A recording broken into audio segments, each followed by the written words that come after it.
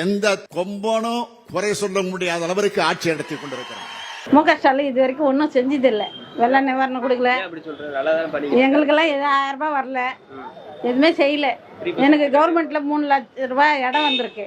3.5 லட்சம் கேட்குறாங்க என்ன, இல்லை 10 லட்சம் எடுத்துன்னு வா அப்பதான் வீடு கொடுப்பேன்றாங்க. இல்லாதப்பட்டவங்க போய் என்னை பார்த்தா 10 லட்சம் கொடுக்குற மாதிரி இருக்கா?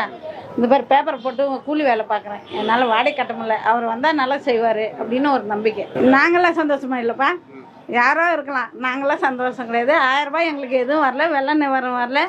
பொங்கலுக்கு பரிசு இது அரிசி பச்சை அரிசி அது கூட நாங்கள் வாங்கலை. கவர்மெண்ட்ல அவர் இதுலேயே அவங்க வீடு அலர்ட் பண்ணுறோம், 10 லட்சம் லஞ்சம் கேட்குறாங்க. கொடுத்தாதான் கொடுப்பேன், நீலாம் வீட்டுக்கு ஆசைப்படலாமான்னு கேட்குறாங்க. அவங்க கட்சிக்காரங்களே எங்களை கேட்குறாங்க, நீலாம் சொந்த வீட்டுக்கு ஆசைப்படலாமான்னு. அதே நான் கேட்குறேன், அவங்களாம் ஓட்டுக்கு ஆசைப்படலாமா, பிச்சை எடுக்கலாமா வீட்டுக்கு வந்து சொல்லுங்க?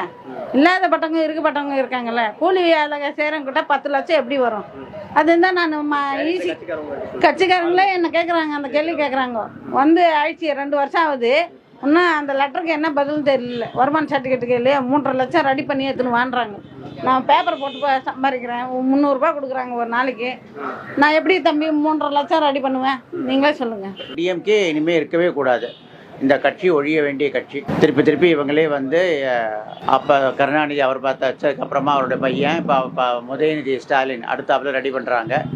அதுவும் அதனால் இவங்களுடைய செயல்பாடுகள் எதுவுமே நல்லா இல்லை. ஒன்று. ரெண்டாவது, இந்துக்கு எதிராக இவங்களுடைய செயல்பாடுகள் எல்லாமே இருக்குது. அது டிஎம்கேவாக இருக்கட்டும் இல்லை ஏடிஎம்கேவாக இருக்கட்டும், 2 பேருமே வந்து இந்துக்களுக்கு அகெயின்ஸ்டாக இவங்க செய்கிறாங்க. அந்த மைனாரிட்டிஸையே ப்ளீஸ் பண்ணணும் அப்படிங்கிறதுக்காக இவங்க இந்துக்களையும் இந்துக்களுடைய மத சம்பிரதாயங்களையும் ரொம்ப கேவலப்படுத்துகிறாங்க. அதனாலேயே அவங்க போகணும். தமிழ்நாட்டை பொறுத்த வரைக்கும் சட்ட ஒழுங்கு மிகவும் ரொம்ப மோசமாக இருக்குங்க. இந்த 2 நாளைக்கு முன்னாடி கூட ஐஏஎஸ் அதிகாரி ஆஃபீஸை வந்து கொலை பண்ணுறதா முயற்சி பண்ணியிருக்காங்க. இதெல்லாம் வந்து எப்படி சொல்றதுன்னு இதெல்லாம் தமிழ்நாடு எந்த நிலைமையை நோக்கி போயிட்டு இருக்குன்னு சொல்ல முடியல. பார்க்கலாம். அதாவது மக்கள் வந்து கொஞ்சம் விழிப்புணர்வு அடையணும். இன்னமும் வந்து எப்படின்னாக்கா வந்து அரசியலுக்காக வேண்டி காசு பணம் வாங்கிட்டு தான் ஓட்டு போடுறாங்க. இந்த நிலைமை மாறணும்.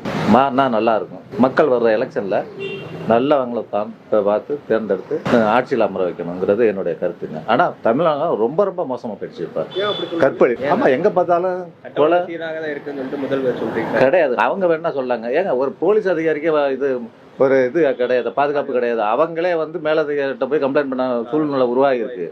அப்படிங்கும்போது எப்படி நீங்க வந்து சட்டம் ஒழுங்கு நல்லா இருக்குன்னு சொல்ல முடியும்? ஆட்சியாளர்கள் என்ன சொல்லலாம், ஆனா பொதுமக்களோட எல்லாம் இல்லை. இப்போ எல்லாம் நிறைய பேர் கேட்டாங்கல்ல, என்ன திராவிட மாடல்லாம்? இப்போ திராவிட மாடல் அரசில் இது ஒரு நல்ல விஷயம் தான். பெட்ரோல் கொண்டு பேசுறது, ஒரு வாரம் முன்னாடி பார்த்தீங்களா காரில் வந்து துரத்துனது ஈசிஆரில். அந்த மாதிரி அண்ணா பல்கலைக்கழகத்தை பார்த்தீங்கன்னா